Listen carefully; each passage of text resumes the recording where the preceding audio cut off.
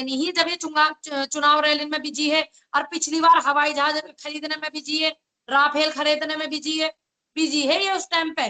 और अब कोरोना काल में ये बंगाल चुनाव में बिजी हो गए। बचपन में सुना था, कक्षा 3 में एक वो आती थी कविता लिखी हुई, एकता में बल। नमस्कार, मैं राजू सोलंकी, विकासशील भारत के लिए। आज हमारे साथ पूनम पंडित हैं।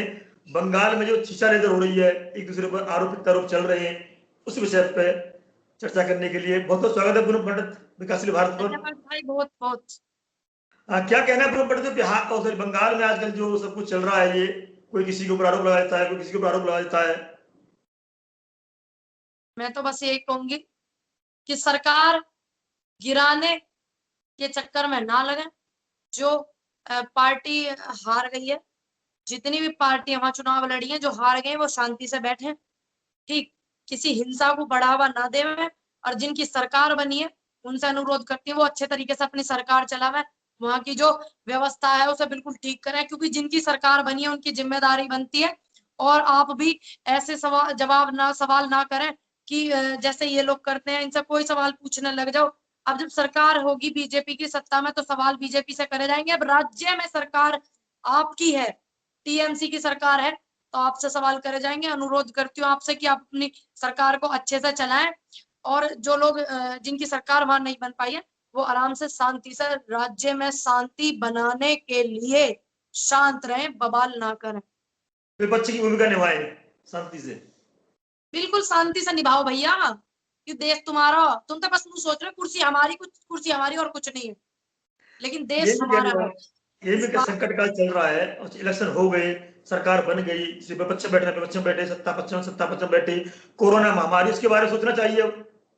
मैं तो यही कह रही भाई, अब हमें तो कह दें, ये ज्ञान बांट दें कि कोरोना के बारे में सोच नहीं रहे हैं किसान, हमें तो फटाकसू दे दें ना ये ज्ञान, सत्ताधारी जो। अब इनकी समझ में नहीं आ रही है इतनी बात, ठीक, ये तो बस ये लगे पड़े जोर लगा रहे पूरे। जैसे मध्य प्रदेश में सरकार गिरा दी थी ना, ऐसे ही जोर लगाने की ये कोशिश कर रहे हैं। नहीं, लोकतांत्रिक चुनी हुई सरकार को ऐसा नहीं करना चाहिए, और सरकार को सोचना चाहिए कि अब सत्ता में आ गए, सरकार चलाएं, और महासंकट कोरोना चल रहा है, इस पर ध्यान दें। ऐसी अपेक्षा करते हैं, सब लोग ध्यान देंगे।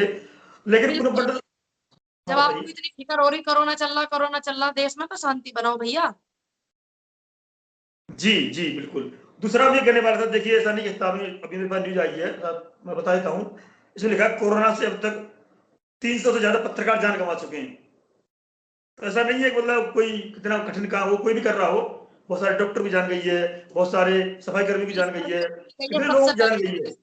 हाथ जोड़ करके सभी को नमन करना चाहूंगी, जितने भी किसान आंदोलन में बॉर्डर पे मेरे बुजुर्ग चाचा ताऊ, और मेरी एक वो बंगाल वाली बहन जिसकी शहादत हुई है, सबसे पहले मैं उनको नमन करना चाहूंगी। और जितने भी डॉक्टर, स्वास्थ्य कर्मी, हमारे पुलिस प्रशासन, इस कोरोना काल को जिनकी वजह से कोरोना काल जो है उसकी वजह से मृत्यु हो गई है, कोरोना खा गया है उनको, मैं सभी को उनको नमन करना चाहूंगी।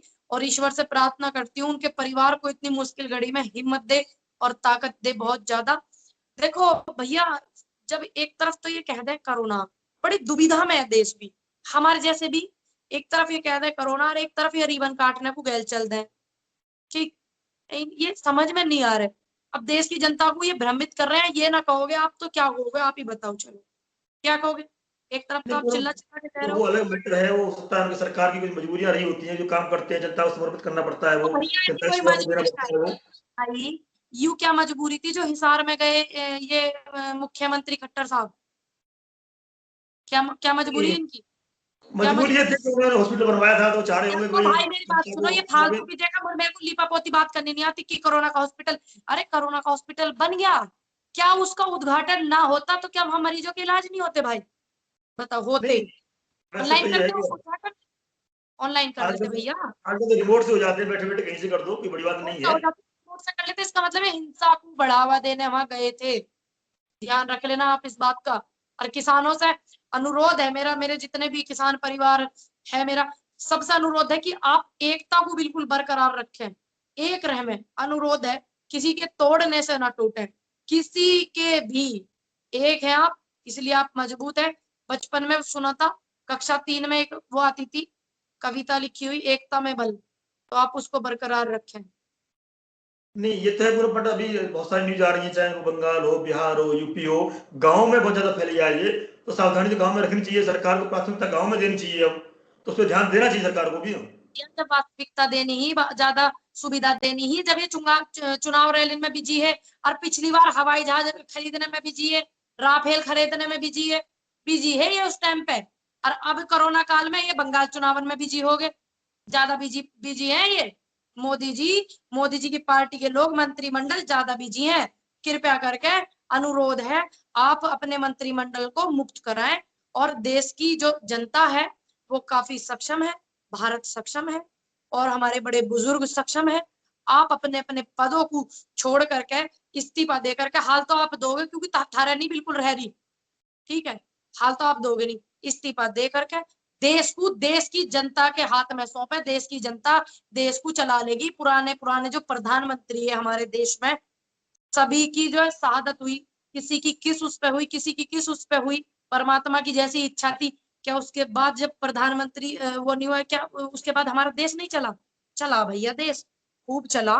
अनुरोध करते हैं मंत्रिमंडल से, मोदी जी के, कि आप अपने पद को छोड़ दे में, त्याग दे में, और हमारे देश की जनता सक्षम है।